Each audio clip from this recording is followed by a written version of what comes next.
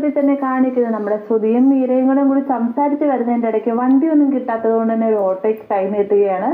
Auto ഓടിച്ചു വരുന്ന നമ്മുടെ സച്ചിയാണ്. സച്ചിയെ യാദൃശികമായി തന്നെ ഓട്ടോ ഓടിച്ചു വരുന്ന കാണുമ്പോഴത്തേക്കും ശ്രുതി ഒന്ന് ഞെട്ടുന്നുണ്ട്. അതിനുശേഷം മീര മുഖാന്തരം സച്ചി എന്തുകൊണ്ടാണ് വണ്ടി ഓടിക്കുന്നതെന്ന് കണ്ടുപിടിക്കാനായിട്ട് ശ്രുതി ശ്രമിക്കുന്നുണ്ടെങ്കിലും അതിനെല്ലാം തക്ക മറുപടി തന്നെ നമ്മുടെ സച്ചി കൊടുക്കുന്നുണ്ട്. പിന്നീട് നമ്മുടെ മീരയെയും ശ്രുതിയെയും പറഞ്ഞ സ്റ്റോപ്പിൽ ഇറക്കി വിടുകയാണ്. ഈ ഒരു സമയത്ത് മീരയും ശ്രുതിയും തന്നെ പണമൊന്നും കൊടുക്കാതെ പോകുന്ന സമയത്ത് പൗഡർ എടുത്ത് ഓട്ടത്തിന്റെ പൈസ ഒന്നും കിട്ടിയില്ല എന്ന് പറയുന്ന സമയത്ത് തിരികെ വന്നിട്ട് മീര ചോദിക്കുന്നുണ്ട്, ഇത് നിന്റെ ചേട്ടന്റെ ഭാര്യയല്ലേ, ചേട്ടന്റെ ഭാര്യയോട് അങ്ങനെ പണം ചോദിക്കാമോ എന്ന് ചോദിക്കുമ്പോഴത്തേക്കും ചേട്ടന്റെ ഭാര്യയൊക്കെ വീട്ടിൽ ഇതിപ്പോ നിങ്ങൾ എന്റെ കസ്റ്റമറാണ്, കസ്റ്റമർ എന്തായാലും പണം തന്നേ മതിയാവൂ എന്ന് പറയാൻ കേട്ടോ.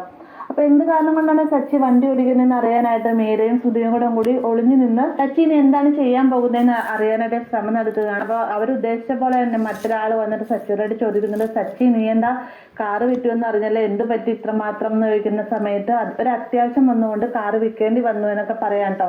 ഇതെല്ലാം മറിഞ്ഞു നിന്നുകൊണ്ട് തന്നെ ശ്രുതിയും മീരയും കേൾക്കുകയാണ്. ശ്രുതി ഇത് കേട്ട പാടെ തന്നെ വീട്ടിലേക്ക് എന്നതിന് ശേഷം ചന്ദ്രയോടായിട്ട് പറയുന്നുണ്ട്. ചന്ദ്രയാണെങ്കിൽ വേഗം തന്നെ രവിയോടായിട്ട് വന്ന് ഒച്ചപ്പാടും ബഹളമൊക്കെ ഉണ്ടാക്കുന്നുണ്ട് കേട്ടോ.